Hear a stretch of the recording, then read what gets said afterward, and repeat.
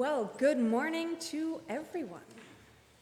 Originally, Reverend Cheryl and Reverend Bill were going to be in Montreal this weekend for some conference or workshop or speaking something or other. Obviously that didn't happen, but you're stuck with me here anyway. They asked me if I could fill in while they were gone and asked if I could start this preaching series that they will be continuing over the next 4 weeks. Just no pressure, right? I'm supposed to start this series by talking about something called radical hospitality. Now, this is a subject that I've struggled with a lot over the last couple of weeks, so bear with me here. Hospitality, pretty straightforward. According to Google, it is the friendly and generous reception and entertainment of guests, visitors, or strangers. But we all knew that, right? It's the kindness of invitation, it's sharing your home and caring for one another, sort of like expanding the fold of your own family to encompass this newcomer.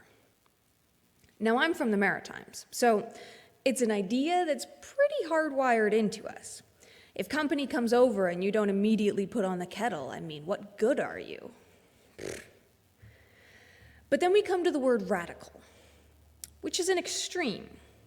It's going far beyond what anyone would expect to complete a task. It's generally a negative term, where radicals are the people who push others into a belief or do some extreme acts to get attention.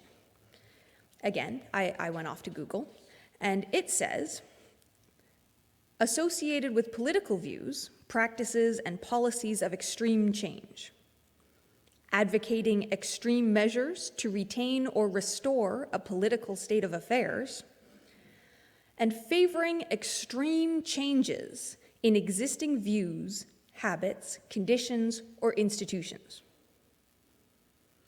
Those all seem to go along with the idea that radicalism is this intense and sometimes scary thing. So they almost seem opposite, radical and hospitality. What do we do with that? Well, let's back up a little bit. I know it's been mentioned a couple of times over the last few weeks, but Reverend Cheryl, Reverend Bill, and I have been watching a TV show called The Chosen. It's a drama following the life of Jesus as he collects his disciples to his ministry and slowly introduces himself to the world.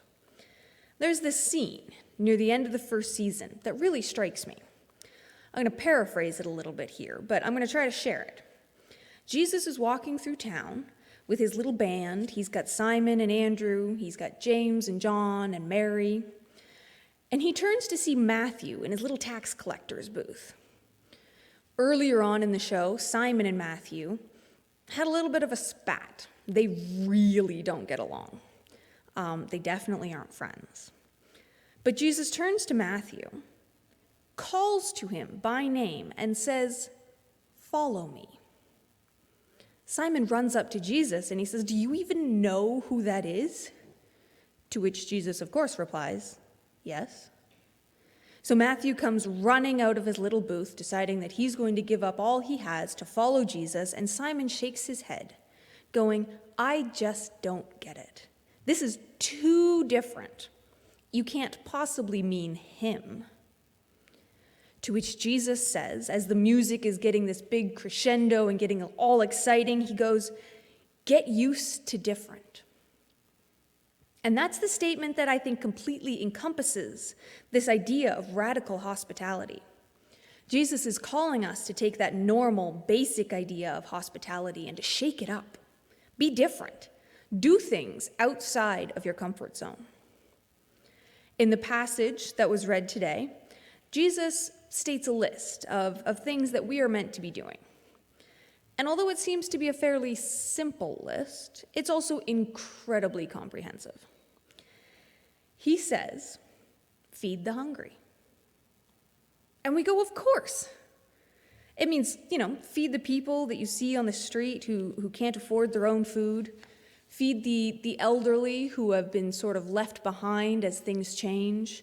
Feed those children that show up to school and they haven't been able to bring their own lunch. And yet, it is so much more than that. It means to feed those people we don't like, the ones we don't get along with or we don't agree with. It means actively noticing the people that we generally overlook and feeding them too. And then it's still more than that. It means to feed the spirit or feed the soul, feed each other's confidence or their dreams.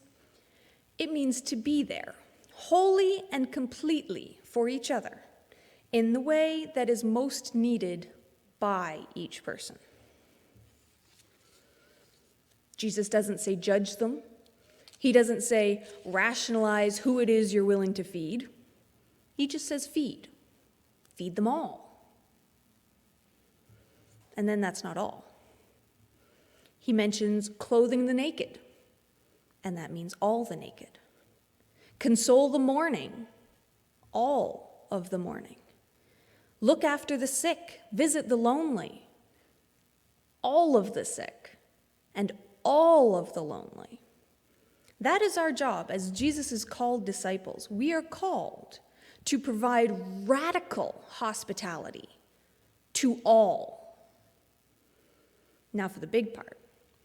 What does that mean for us? Well, it looks like constant forms of invitation to the church, into our communities. It looks like accepting a person wholly and completely for exactly who they are. It looks like a phone call to a neighbor just to check in and staying on the line for a chat, even if it takes a long time, because sometimes it does. It means reaching out to new and to different, note different, different groups of people that we wouldn't normally think of. It looks like providing a variety of options so that we're not pushing people into pigeonholes, but we're accepting them where they are. It looks like encouraging strange ideas or an out-of-the-box thought. It's listening to people who generally don't speak out and accommodating those who might feel uneasy. It looks like trying over and over and over again. Personally, I have been to more church communities than I can count. I probably could count, but I've been to big conferences, I've been to little workshops, all the way across the country. I have seen the United Church from many different angles. And I could tell you, there are a lot of people that have trouble with this. Not so much the hospitality, because that's very straightforward. You put the kettle on when someone comes in. But it's the radical part. Because being radical isn't often something you can plan. It's something that happens with all of your being. Now, believe it or not, this church, St. John Stevensville United Church, already does such a great job of radical hospitality. So many of the things going on within these walls fall under this radical hospitality umbrella. Look at our mail-outs and our newsletters, which is reaching out with invitation. Look at the UCW and the church mice, both accepting as many people as they are. Look at our different programs, the Creative Spirit, the X-Wing, Book Club, Nimble Thimbles. They're reaching out to a host of different people with different interests. Look at the blue screen and the streaming technology that was a thought so far out of the box when we started.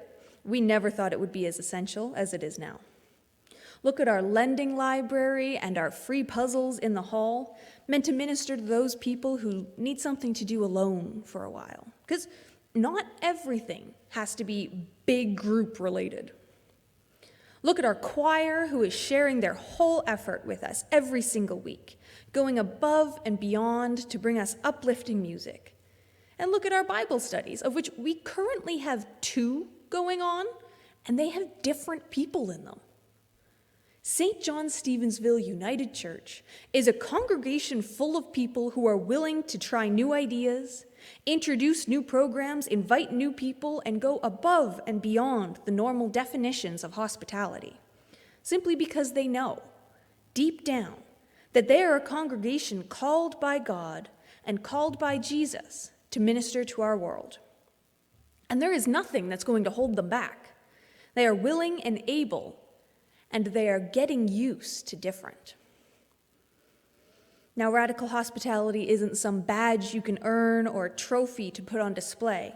It's an ongoing, never-ending commitment to facing all of the new challenges with the grace of God and the willingness to go above and beyond.